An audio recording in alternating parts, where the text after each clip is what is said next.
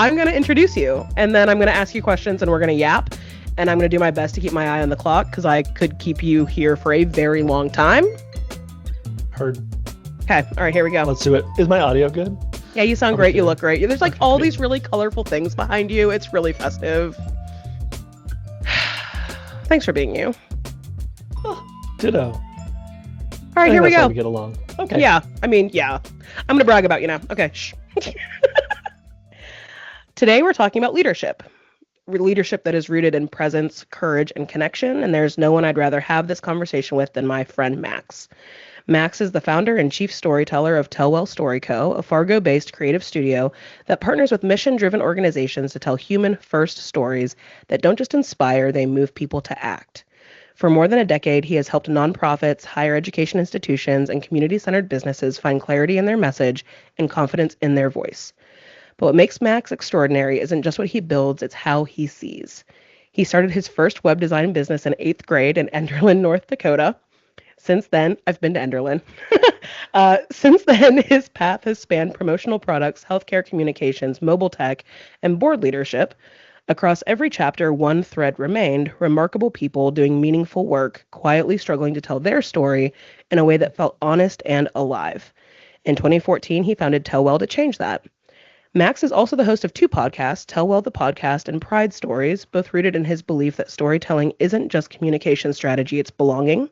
It's community, it's medicine. He teaches what he calls story seasons, the rhythm of introduce, educate, engage, and remind, helping leaders step off the content hamster wheel and return to storytelling as a deeply human practice.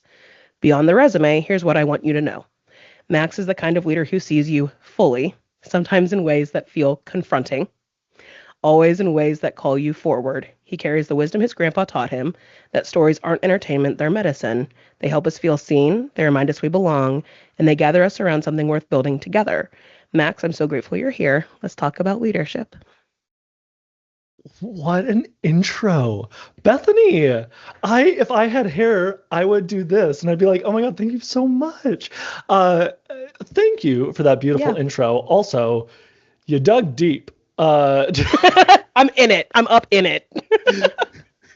I love it. And I'm so excited to talk to you. I'm so excited to share our conversation, because I feel like every time we've had a conversation, we've been like, we should be recording this because like other people could hear this. I'm not going to say should, but they could hear it and they could get something from it. And so I'm very excited to be doing this on purpose. Thanks. I also, I want to say, when I say leadership that feels seen and sometimes confronting, I mean it in the best of ways. Like, has Max made you cry at a bar? Yeah, maybe. Did I need to? Yeah, always, and also for sure, actually. So, in the best of ways, thank you for being who you are, and thank you for yapping with us today. And I'm just going to jump in on the questions, because I've met us, and this could be a 24-hour podcast, and nobody's listening to that. So, you are someone who truly sees people. Tell me how you came to be that way. So this is a great question. Ironically, I've just been, I was working with my editor on the book Seasons of Story, which is going to be coming out before, but hopefully before, well, it has to be before Well Told, the nonprofit storytelling conference. But let me just give you a tish of context. I was listening to a Tony Robbins podcast. Now, I have very much written off Tony Robbins as like, evangelical, straight white dude, like don't really like whatever. You're just like yelling at people and I don't really get it.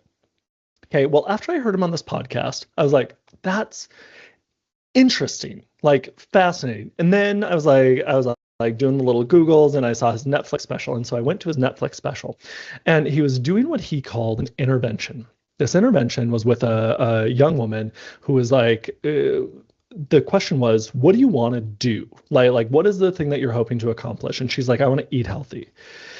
And he did the thing that I love, like in strategy sessions, right? Like trying to get down to like, that's not the thing, that is an outcome, but like, it's not the why.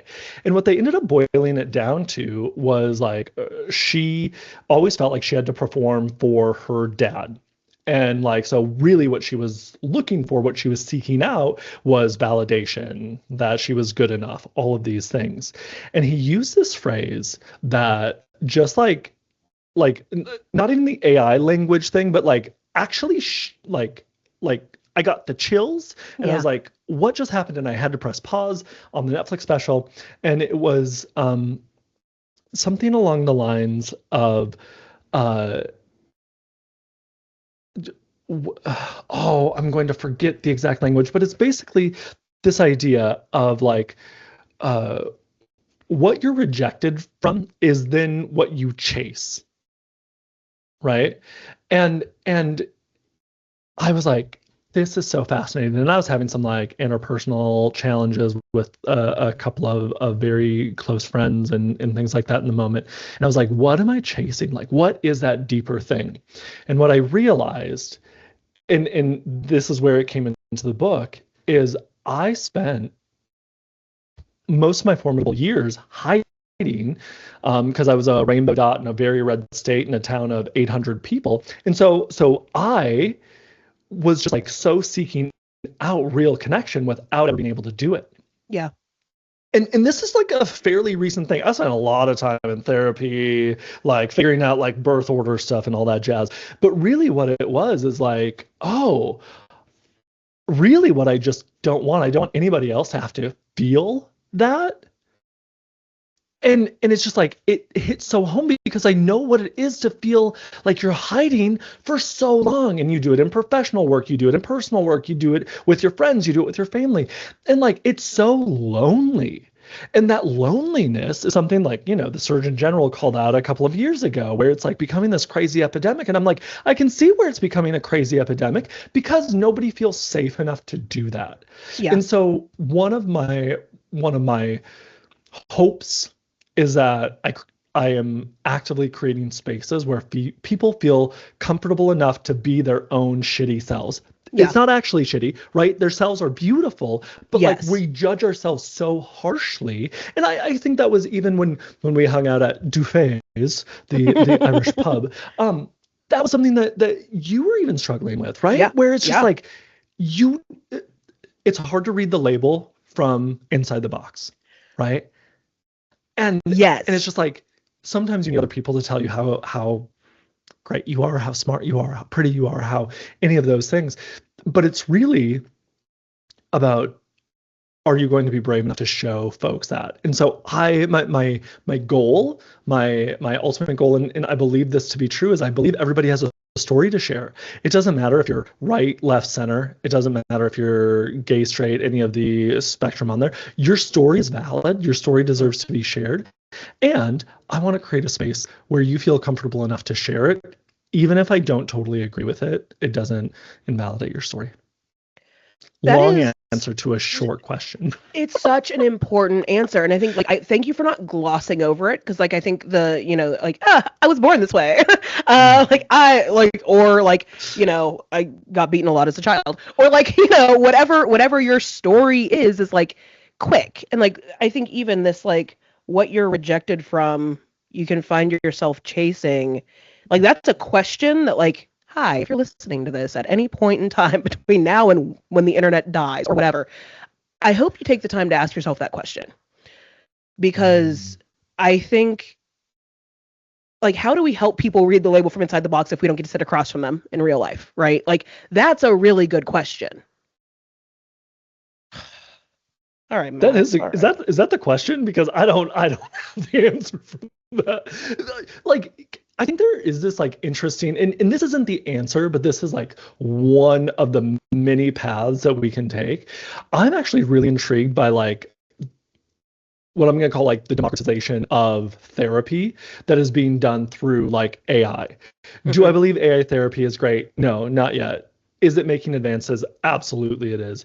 And we don't have enough therapists out there to do this really hard work. And frankly, we are still humans talking to other humans, and there are flaws both ways. There's like barriers that I'm going to continue to put up. One of my favorite things, my therapist, Deb, one of our first sessions together, moons and moons ago, I told her this story and she's like, okay, great. Do you want to try that again without lying?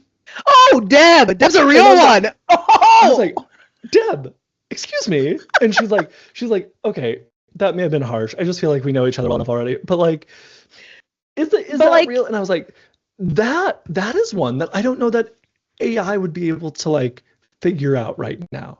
Right. And so there's going to be this, and when it says that, am I just going to click log off?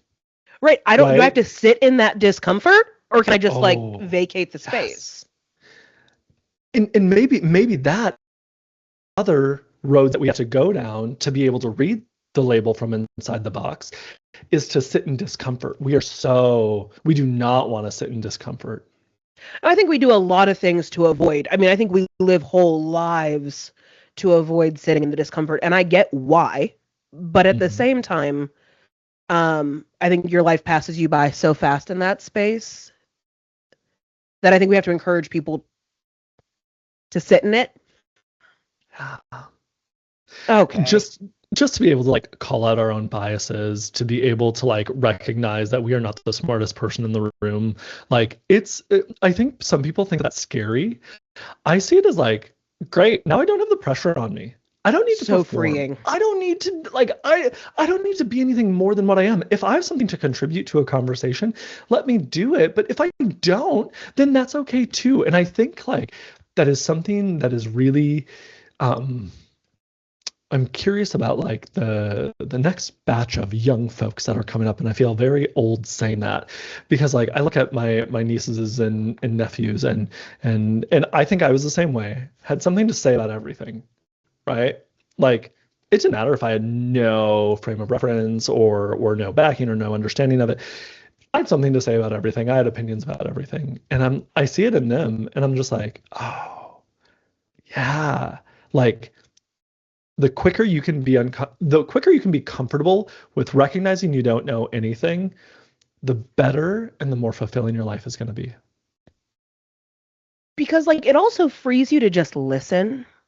Where like I feel like so much of my life was spent poised, ready to like, but I can tell you this, and I can tell you this, and I can tell you this, and like, but I'm not listening well. And like I do feel vividly like I had a college professor who said, I'm not young enough to know everything, and I was like, that's a rude thing to say, and I'm like, no, yeah, okay, yeah, that's a real thing. Yes. Oh, it's so fascinating. I like we could pull on that thread for a long time, but I know we have more questions. I do. So I do want to know, like, okay, backing up. I yapped with Heidi Reisenauer Tuesday, and it's very funny to me that I have my storytelling people like in the same week, which was like just happened that way. And I do want to talk about storytelling as medicine. I think frameworks are helpful. I had not heard that before I was digging through all of your things to write your introduction. So I want you to tell me more about that. Yeah. Story really guides how we show up in the world. And when we can start to truly understand that hearing and truly listening to other people's stories will help us see our story, like help us make sense of those stories, is really where it becomes medicine, right? Like the work that we do is about really this idea of narrative transportation. Narrative transportation is like in a movie, in a book, in whatever it is. The reason that we connect with it is we can imagine ourselves in it, right? Even if it's a Tom Cruise, if it's a Katniss Everdeen, if it's any of those things, we can see ourselves doing that. Like we are the hero in this, or we are the guide, or whatever it is. And so I think the maybe less Hollywood, more human side of it is that when we stop and really listen to stories, when we take a moment to like reflect how that relates to us, I think that's when it can become medicine. In this case of like this young woman on the Tony Robbins at one of his events, I got to like stop and say, whoa, okay, let me process through this story that she just shared and let me make a connection to it, right? This is her connection point. This is my connection point. This is hers. This is mine. And so what I was able to do is really like align the beliefs and then start to prescribe based on that how do I now react to it? Do I react in the same way that I always would, which is like probably a little irrational and probably like, I'm going to be mad, sad, upset at this person that I'm not connecting with or whatever? Or do I now get to be a little self-reflective and say, hey, you see this pattern, and now you get to be a slightly better version of yourself for it. And that's where I think the idea that stories medicine can really come into play. We learn so much from the stories that we hear. And then when we get to implement those stories too, right? When we get to then apply them to ourselves to say, what is the story that I want to write? Can we be a little bit proactive in how I show up? Yeah. That's where I think it becomes medicine. Well, I think there's something like, you have to evolve so far to look back and be like, wow, we've lost some things. And I do think about like the history of storytelling as this like ancient thing. And I think about the fact that like, if I'm just going to look at medicine in America right now, like how hard is it to get medicine in America right now? Like actually pretty hard. But stories are highly equitable. They are free to share. They are like, there is something so beautiful about that concept because it feels so shareable. That's really interesting. And I'm going to take that in two ways because yes, they are very shareable. I think where it is inequitable right now, inequitable words, is that some people are just much better equipped to be sharing those stories. And that, I have this like big dream, and this is like one of those BHAGs, like, why do we exist? Like, how do we democratize storytelling? Right? Like, I think of some of the work that like StoryCorps is doing. I love StoryCorps. Little like their Airstream that they pull around the country to like give people. And, I recognize the place that we are right now as a company and as an organization. We can like kind of do that a little bit. Like we can give voices, but ultimately like those voices are being kind of sponsored by companies, by nonprofits, by any of those that need a version of that story shared for their benefit. Right. But there is the ability to teach everybody how to share stories. I think, without going too nerdy into it, I believe her name is Angela Woods Brooks. She is a Harvard professor and researcher, and she came out with the TALK framework, TALK. And it's this idea that like, hey, we don't know how to have conversations anymore. What are conversations? Conversations are just a series of stories strung together. And so you figure out how to have conversations again. Then we figure out how to tell stories again. When we tell stories again, suddenly we are more connected than we are disconnected, right? And our framework, wildly simple. 1, topics. T stands for topics. A stands for asking questions, right? Oftentimes we want to make a connection so quickly that we forget to ask some more questions to understand, is there actually a connection there, right? Like if I say, what's your favorite restaurant? And you say Rustica, and I'd say, oh my God, I was just there. The pizza is great, right? Instead of trying to like force a connection like that, what if the next thing that I said was like, awesome? Like, suddenly, now instead of just like one surface level talking point, the Ellen talk is my favorite part. Levity. Okay, just think about that for a moment. It is purposefully in this conversation framework that not every conversation can be heavy all the time. You need levity. Levity is what connects us, right? Like the first time that we met, we were giggling and having a great time right off the bat. And suddenly, both of our defenses were down. We could like have a real conversation, right? We went into our next conversation and we got really, really real, right? When the microphones weren't there. But it's because we enjoyed being with each other and we trusted each other.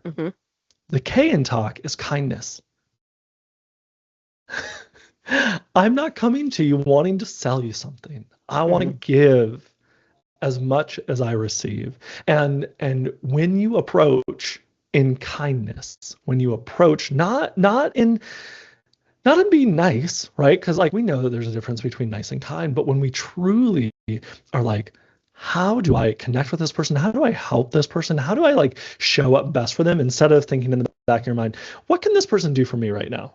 Mm-hmm. Wow. Right? A simple conversational framework. And it's truly that idea. Conversations are just a bunch of stories strung together. I am wholly obsessed with this for like a million different reasons. But I happen to marry a real extrovert. And like we've been married for like 16 years. And I remember like being in traffic and people would like roll down their windows and like try to talk to this man. And I was like, how does this happen to you? And I mean, like, oh, like, did you see the Steelers game? Like, I mean, like, not like, hey, your light's still on or your blinker, like nothing related to the realities of being stuck in traffic. Patrick has a vibe. Patrick has a please vibe. And like, but I think that's because like that framework is how he operates. And so like we've figured out like 2 years and like I could get a lot friendlier or like things were not going to work.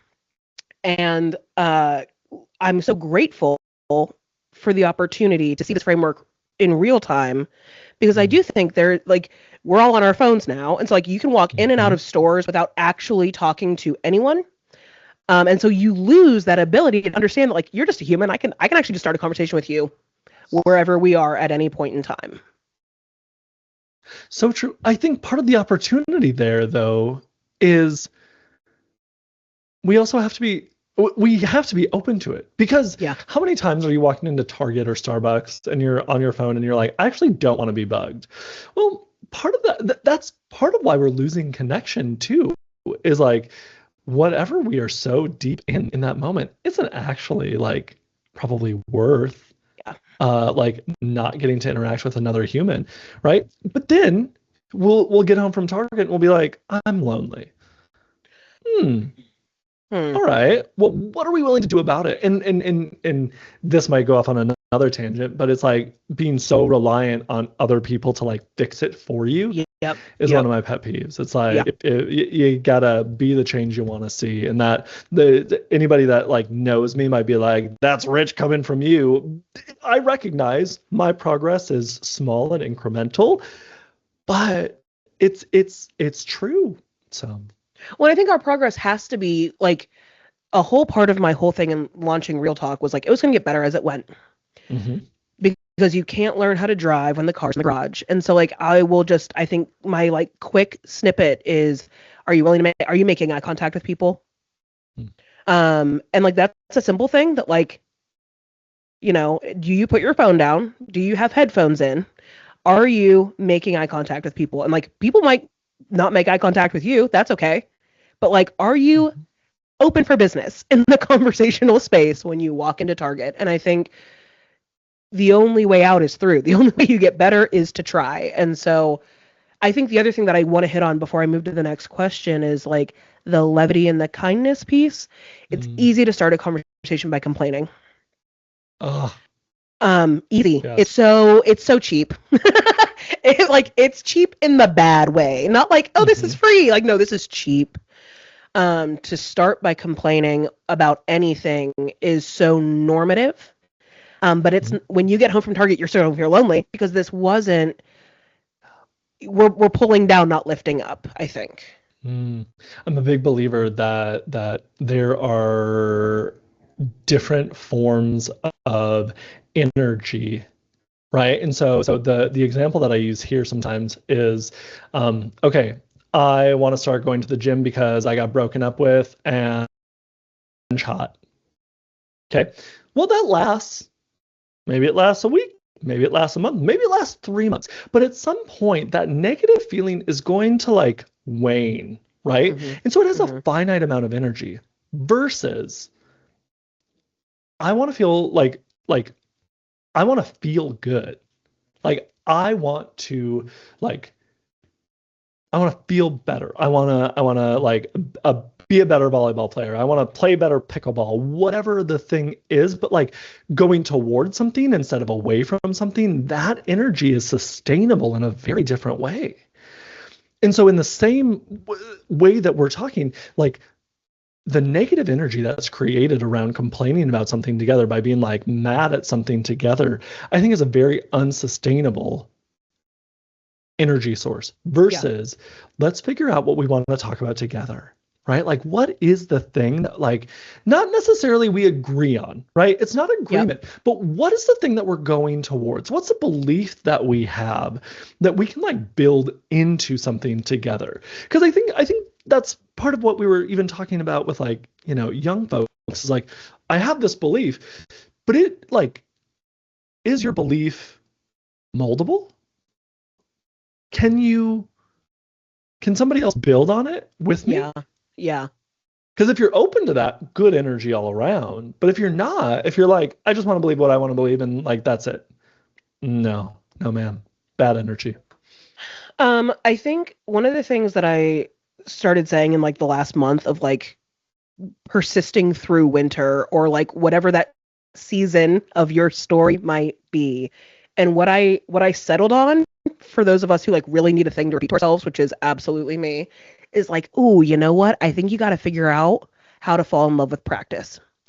And like, I don't know what that looks like for you right now, but like if you played basketball or soccer growing up and you had parents or coaches or teammates who either were naturally really good at this and didn't have to practice or came to practice and worked hard every day, like the kids who love practice are the kids who are still winning.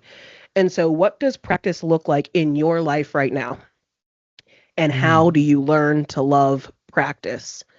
Because I think the kids who learn to love practice are the kids who are winning. Yeah. So I come at this from a couple of different angles. One, I am bad at practice, and I recognize I'm bad at practice, and I'm trying to get better. I have activator in my strengths. I love to start something and then hand it off to somebody else to like really execute on. Right. That's why like Annie Wood, your friend and mine, right upstairs right now, is brilliant because I can activate and I can say, hey, we're going to do a nonprofit storytelling conference in 2 months. And she said, okay. And have we thought about X, Y, and Z, right? Any of the things. Right. So this is a fairly new thing for me, but what I've really started to do is how can I break it down to the smallest version of the system that I see working? Like, so for me, as we talk about that workout journey, guess what? I can make any excuse in the world to not get to the gym. What I've learned about myself is that if I'm one-on-one, then I'm disappointing somebody else. Right. And so I have like a trainer, and we do not, if I need to take an hour out of my day, my time is finite. I know that I will figure out any excuse not to do it. And so I've broken it down to what is like the minimum viable product. And so, you know, I go to the gym 2 to 3 times a week with a one-on-one trainer for a half hour. Are the gains as much as they could be? Probably not, but am I feeling a whole lot better about myself? And have I like not been in nearly as many injuries? Absolutely. So it's that. But then I also have like, I call it the kindergarten classroom theory, right? Like kindergarten, you got your ABCs up there. When you're in, well, probably younger than this now, but like for me in 3rd grade, we had the multiplication table up there, right? Like we remember what we see, and like it becomes repetition, right? And so for me, I have like this little calendar that I created now where it's like, okay, I don't like business development. I hate business development. But what I love is I love relationships. I love relationship development, and every long-term story maker, that's what we call our clients, every long-term story maker here at Tellwell is because of a personal relationship that they've had with me at some point in the last 25 years. And so I'm like, great. Since I know that, how do I start to scale that? How do I make that into practice? And so for me, it's very simply, I do about 10 reach outs a week. 5 to folks that I know, and that like I'm just like, hey, we haven't been in each other's orbit for a minute, like let's grab coffee. The second one is a very simple one. 5 folks that I don't necessarily know, but maybe I want to. And then I say, hey, we don't know each other, but I feel like we've been in the same solar system for a while. Do you want to hang out? What's wild is like we did the whole tech bro approach where it's like, let's use instantly the cold email system to send out 10,000 emails a day, and it's going to create this AI crap personalization. We didn't do it very long because it really, really wasn't us. I've had more responses from those 10 emails a week over the last 6 weeks or so.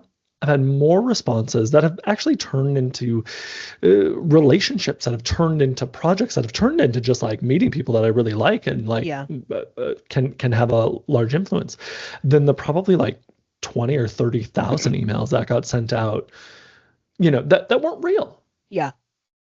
So I think it's about breaking it down to the thing and then committing to doing it, and being okay with not being good at it very, very quickly. Like today, I happen to have an extra hour, and so I was able to catch up on my Monday and my Tuesday tasks.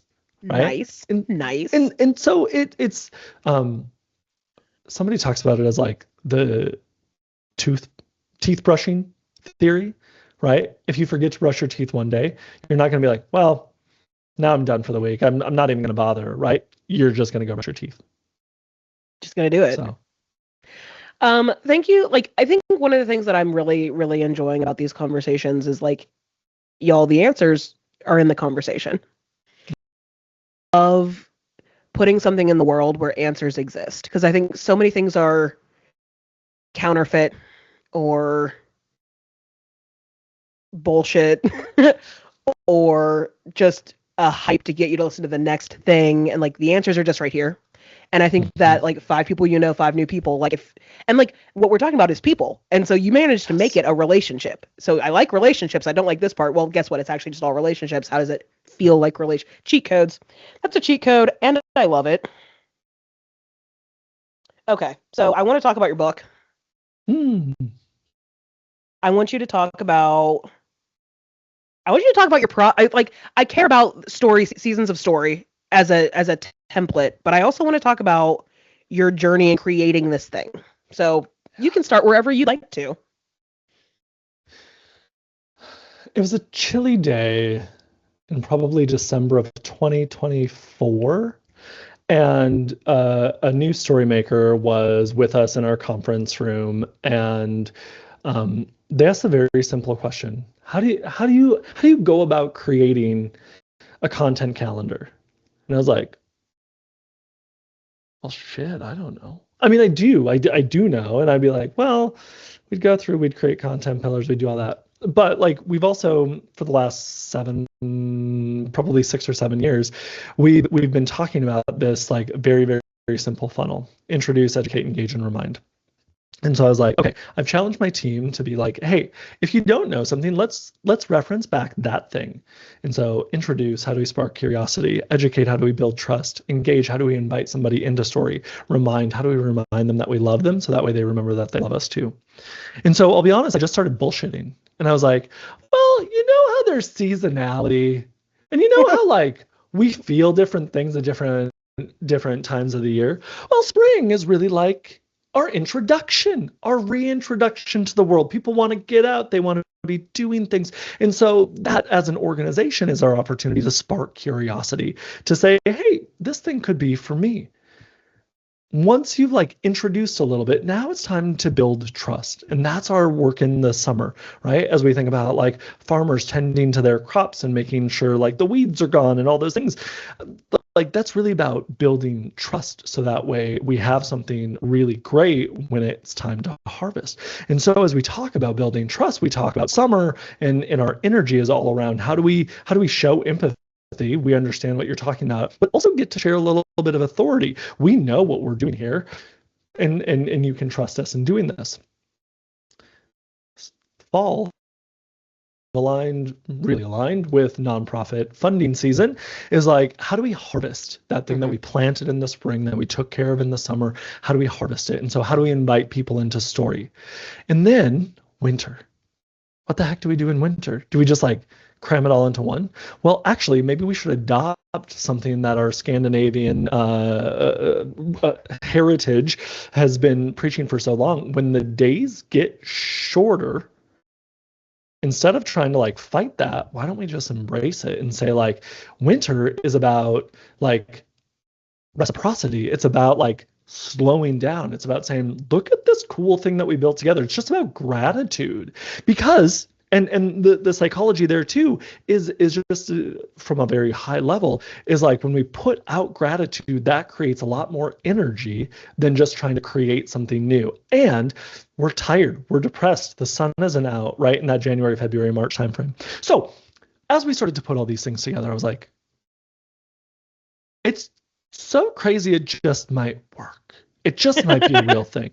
And then really started to put pen to paper. And here's one of the, I think, coolest things about AI is like, so I have a great team, right? But if I go to them and I'm like, you guys, crazy idea, seasonality and content, they'd be like, what the hell are you talking about? But it's really where I was able to use AI as a bit of a thought partner, a thought curator with me. And I was like, hey, ask me some questions on this. Just ask me some questions, because like I have these ideas. I think there's seasonality here. I think there's something more here. And then I put out a shitty first draft. And I was like, here it is. Let's see if it sticks. And then we started talking about. And it's really that idea that you put it out into the world, you see who latches onto it, you iterate with them, you have some fun with it, and then it starts to really get legs. Yeah. And then you do some research and you say, and this is probably not exactly the right way to do it, to reverse engineer the research to make it fit. But there's a lot of research around seasonality and when we are best prepared to receive different types of messages. And so yeah, that's where like the process has been interesting and like challenging. And as we got into the book process, I have a great editor, Lana, actually my 7th grade English teacher / speech coach, was the first person to read the first version of it. And the first versions were shit. They were terrible. I mean, the first version of it, I think, was close to like 300 pages.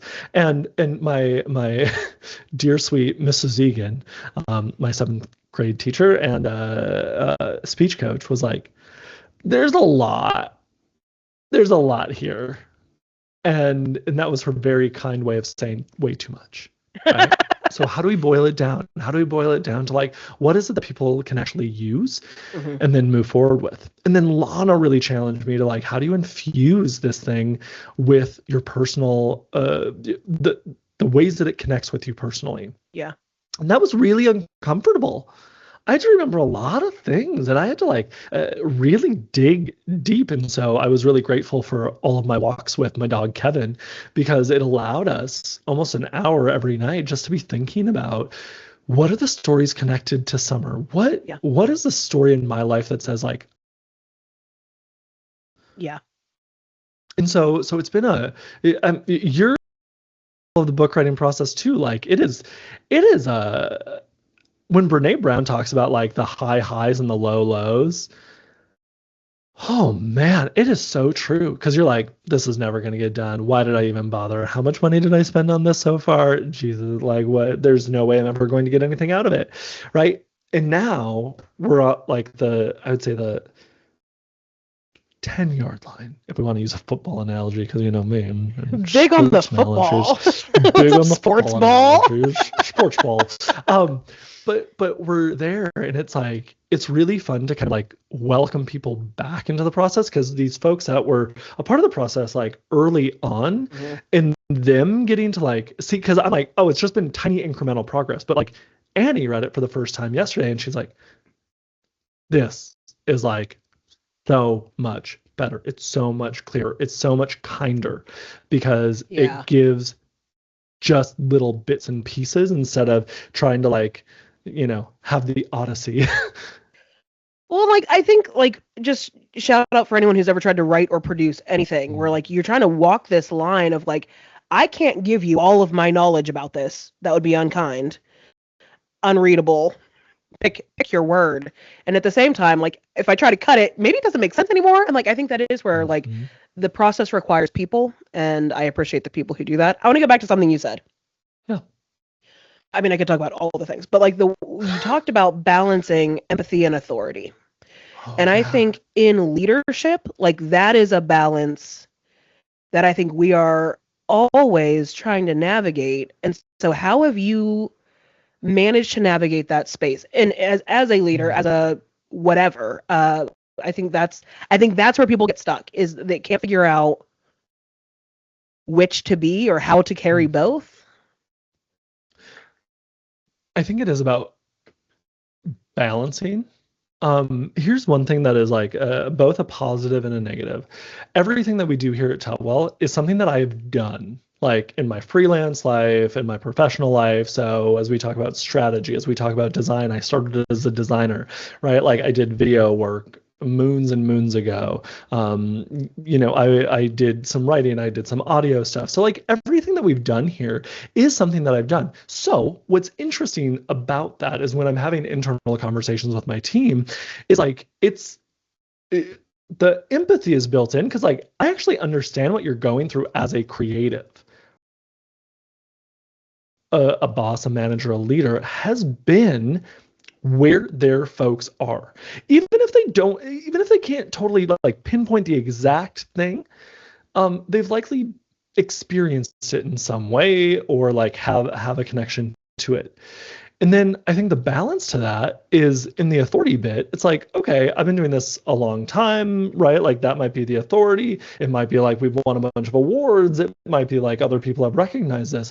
But I think the actual authority comes in like the I see you, I hear you, I love you, and we can make this a little bit better. And then proving that we can do it. Right, because that authority is also not just in the challenge that we give people, but it's a proving that we can do it. And then when we do it, we celebrate together.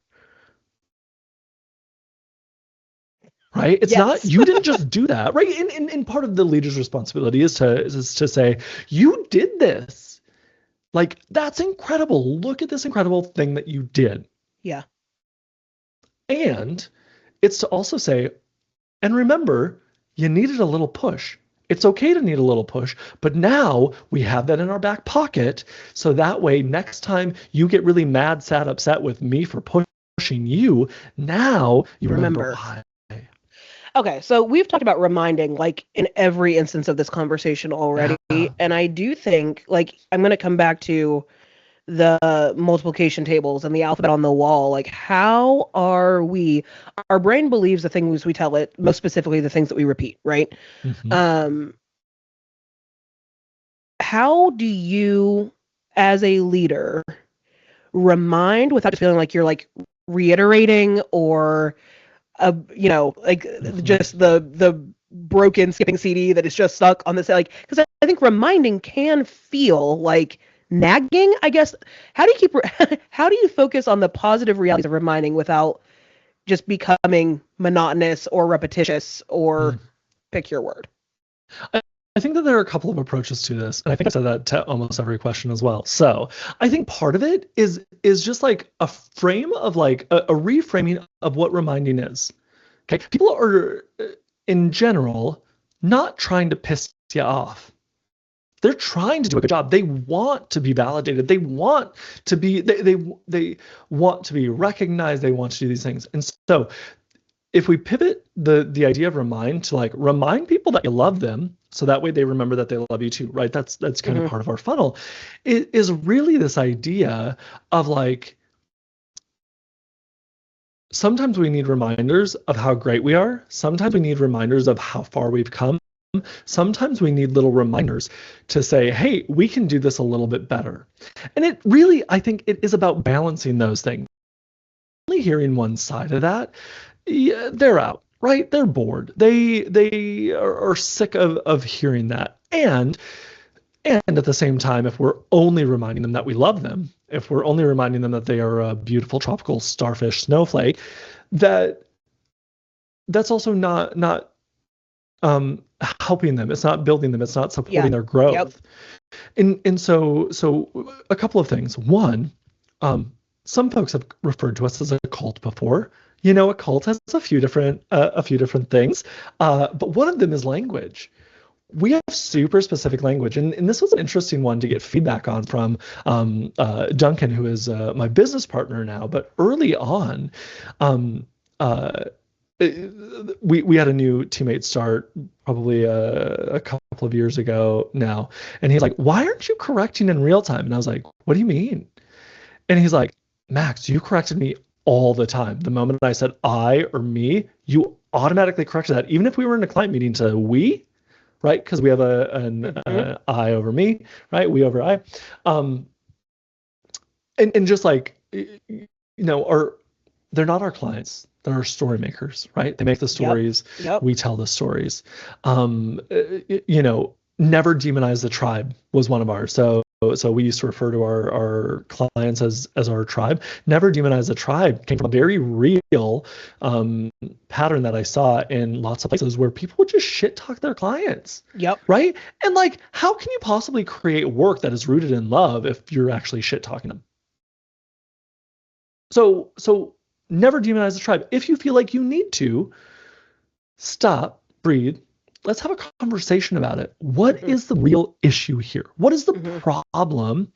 And can we articulate the problem enough to then like seek out a solution? Or are we just bitching to bitch, which honestly, I don't think there's time for.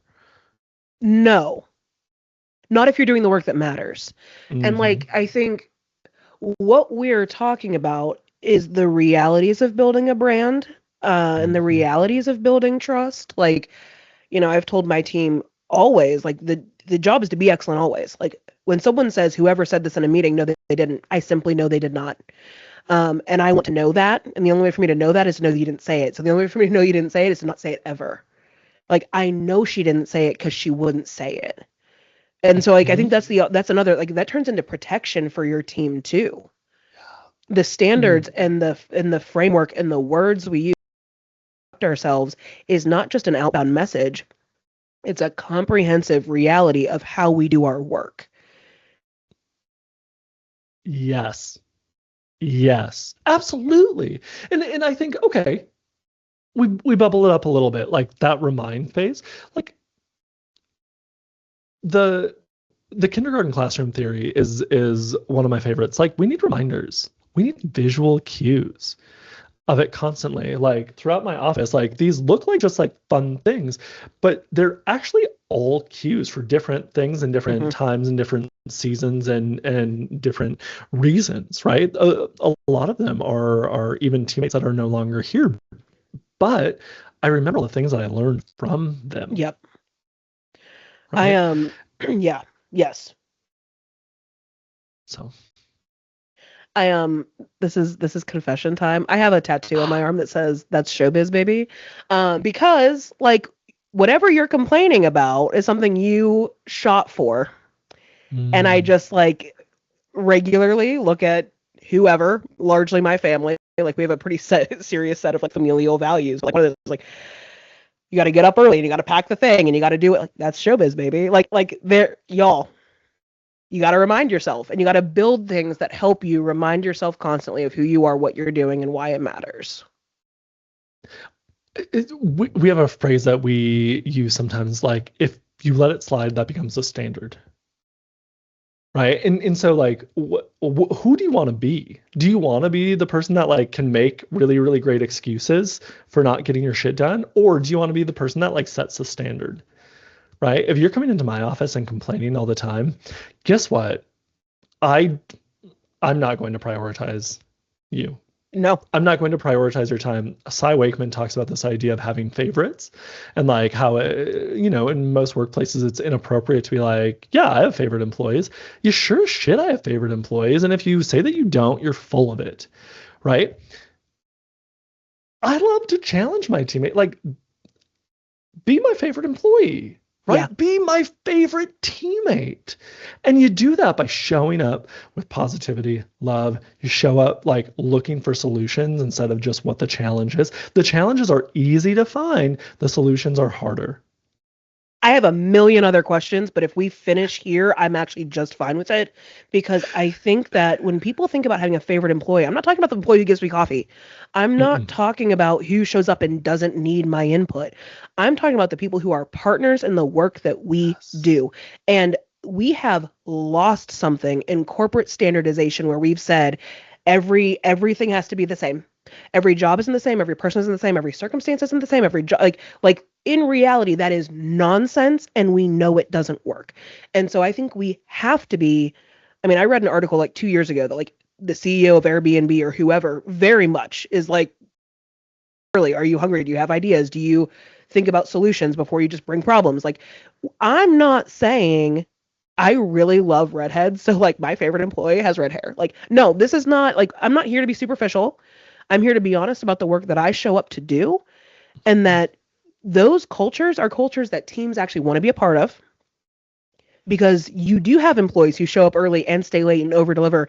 And when you standardize the way that you engage with them, Mm. you're actually bringing it down when they've put in the work. So they're going to go somewhere where their work is recognized and there is room to be a rock star on someone's team. Like, I think that's so incredibly important.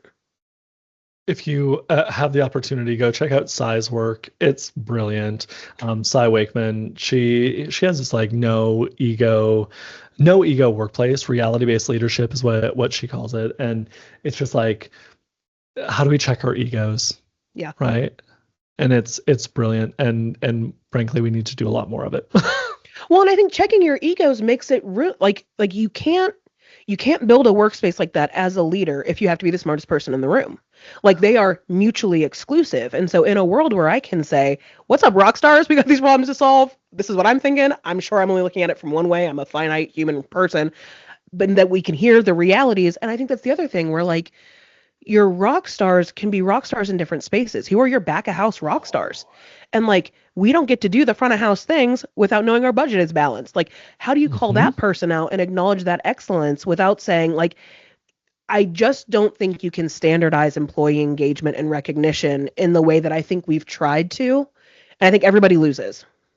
Yes, absolutely. I hate to say it's like the millennial participation trophy, but it is a little bit where it's Yeah. like and I struggle with it to be like, oh, if I'm going to give one of my teammates kudos, should I be giving it to all of them? Do I need to be looking harder? Hmm. Do I need to be looking harder for what it is that they have done really well? Which might be part of it, right? But I think that's a growing edge to say like there's a balance, right? There's a Hmm. spectrum on all these. There's a Yeah. tension to say like, yes, I want every teammate to be recognized, and two, I don't know that I should need to seek it out. I shouldn't have to make up something, right? And so part of that is also about story sharing and Hmm. like making sure employees feel comfortable enough to brag about themselves a little bit. Yeah. So, Especially when you have employees that don't all have readily understood tasks. Like I think that's oh the other thing is that yes, like who are the people who are always front and center by nature of how their job is built. And so how do yeah. you help your team recognize strength and value and output and contribution from an employee or a teammate they don't always see or don't understand the work that they do? Hmm. All right, it's 1:57. I'm asking more questions. I got 3 whole minutes, so you can just handle that. Okay, this is a good question for someone as peoply as you. Okay. How do you handle the loneliness that can come with leadership? Hmm.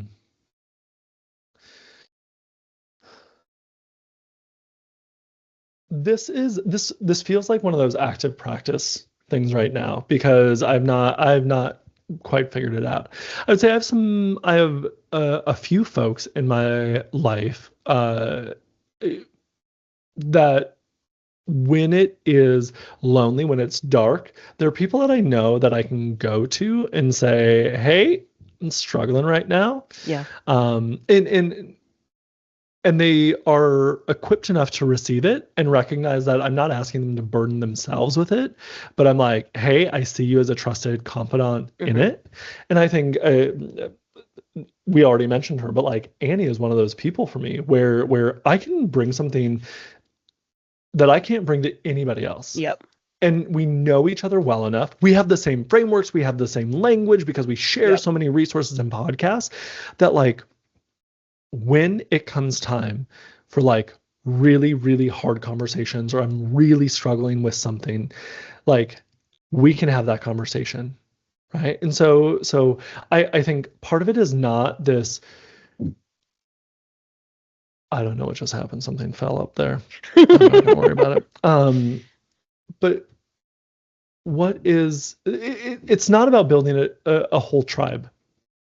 And I think that that's something that's really important, that like you don't actually need 5, 10, 15 people that you can go to for any of these things. You need a couple. Yeah. And that even might feel overwhelming. But that's where sharing stories, being together, being physically together, right? Like we're doing this Zoom or Microsoft Teams, interview. But our conversation would probably be even a little bit richer if we got to hug afterwards. Yep. Right. And so finding those folks that maybe they're not in the same industry at all. But like you can go to them and you can have hard conversations. And I have one that's like, we make no sense together as friends, right? He was a coworker at my first job as a designer. We do happy hour every single month. We talk about everything. We talk about our parents, we talk about work, we talk about frustrations. He has, 2 kids. I have no kids. I have Kevin. And so it's like, we get to talk about all these different things. And we don't, in that case, it's quite the opposite from Annie and I, where we don't actually have the same language, but we can talk about those things in different ways. So find your tribe. That's how I think you combat loneliness, and then be comfortable enough with that tribe to actually seek them out for good and bad. Close us out with one piece of wisdom, insight, inspiration, or encouragement. What's funny about this is I ask this on my podcast, and oftentimes it will trip people up. And so I should have come prepared, but I didn't. One piece of advice, wisdom to share. This feels a little Oprah-ish, but I'm going to say like, whatever state you're in right now, like you're enough. Whatever you're bringing to the table, whatever you're bringing to your workplace, whatever you're bringing to your friend group, you are enough right now. And I don't think you probably know how much light, how much spark you bring to the people around you, and to not be afraid of being enough, and not being afraid to share when you might need a leg up too. I appreciate that. It needs to be said. It needed to be heard. So I'm grateful for the people who will hear that. And you talked about a book. You're going to talk about, you have a conference to talk about and a book to talk about, and we should close there too. We have Well Told, the nonprofit storytelling conference, which is coming up April 30th in Fargo and around the world. Tickets are like wildly reasonably priced. I don't remember exactly what the price is, but I know it's reasonable. If Annie Wood were here, she would be able to rattle off the prices right now. But it's we have like 5 national speakers. I'm going to be introducing the Seasons of Story. T. Clay Buck is like this incredible speaker on finding the impossible story in philanthropy. And so we're very, very excited that they're coming.